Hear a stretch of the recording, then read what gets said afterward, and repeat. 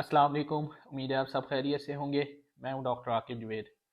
आज जिस टॉपिक के बारे में हम बात करना जा रहे हैं वो ये है कि मैं आपको अदरक के कुछ फ़ायदे बताऊंगा कि अदरक हमारी बॉडी के लिए कितना फ़ायदेमंद है अदरक का यूज़ करना। अदरक तो तकरीबन हर घर में मौजूद होती है। अब कोई ऐसा घर नहीं होगा जहाँ पे ये अदरक, जिसको हम जिंजर भी कहते हैं इंग्लिश में, तो ये तो तकरीबन हर दूसरे घर में मौजूद होती है। तो आज मैं बताऊंगा आपको कि इसके इस्तेमाल से हमें कौन कौन से फ़ायदे हो सकते हैं।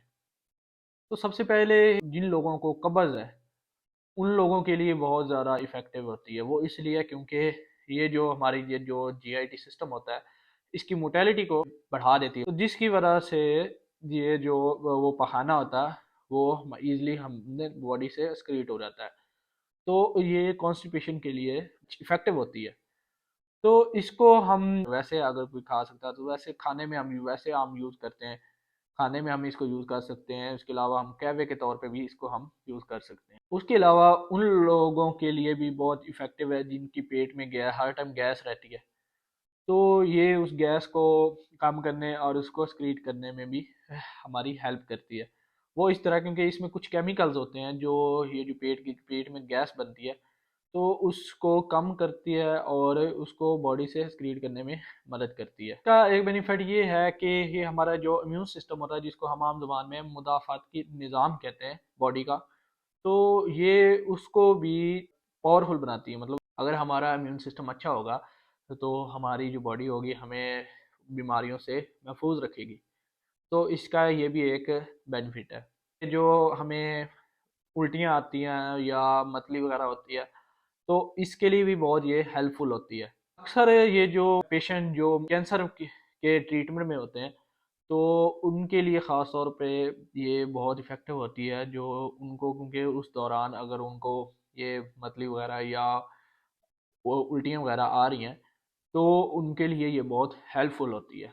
उसके अलावा ये एक एंटीऑक्सीडेंट भी है। एंटीऑक्सीडेंट बेसिकली ये होता है कि ये हमारी जो बॉडी में जो सोजश वगैरह होती है तो उसको कम करती है, क्योंकि हमारी जो बॉडी में अक्सर जो बीमारियां होती हैं वो सोजश की वजह से होती है। तो ये हर किस्म की सोजिश को कम करने में भी हेल्प करती है। उसके अलावा ये जो दर्द होता है औरतों में, ख़ास तौर पे जब वो पीरियड्स के दौरान, जिनको हम माहवारी भी कहते हैं, माहवारी के दौरान अगर कुछ औरतों को दर्द होता है बहुत ज़्यादा, तो इसको कम करने में भी ये बहुत ज़्यादा हेल्प करती है।